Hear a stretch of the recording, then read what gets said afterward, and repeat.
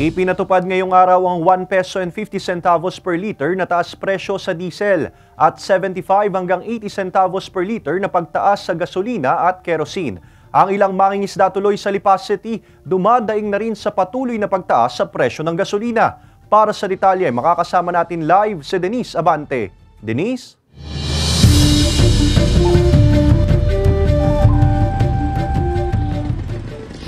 Bukod nga sa mga tricycle drivers at jeepney drivers, dumadaing na rin ang ilang mga mangingisdang gumagamit ng bangkang demotor sa patuloy na pagtaas ng presyo ng produktong petrolyo.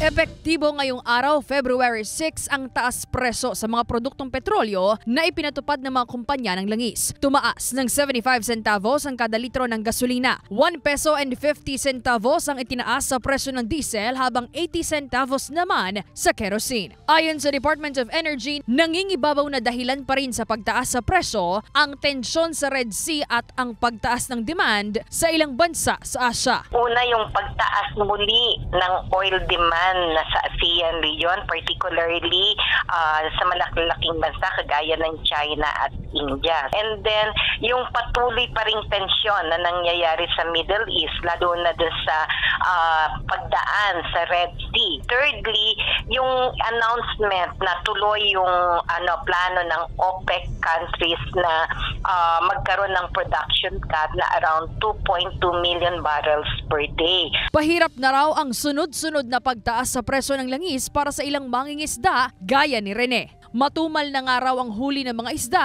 dagdag pa sanin pa niya ang panggasolina sa kanyang dimaki ng bangka. Magastos po, tapos lalo't ngayon ang tawilis po yung mapapatigil. Mahirap po ang aming buhay ngayon dahil po, yun nga po, yun lang po aming pinagkukunan. Hindi na po ngayon nalaot ng pangtawilis. Dahil kakunti din po akong nahuhuli, dito na lang po ako dito na lang po ako nasakay sa maliit na bangka.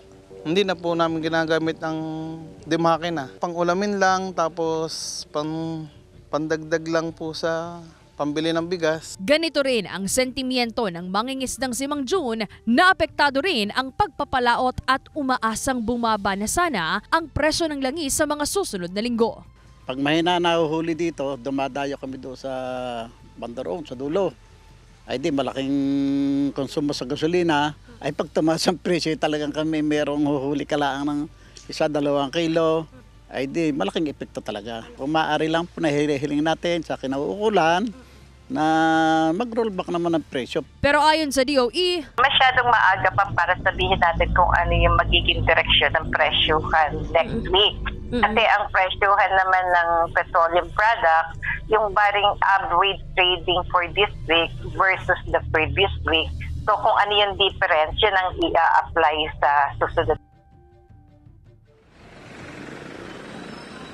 Sabi sa atin kanina ng Department of Energy, nakadepende pa rin daw ang rollback sa susunod na monitoring ng kanilang ahensya. Balik sa'yo, Ace. Maraming salamat, Denise Abante.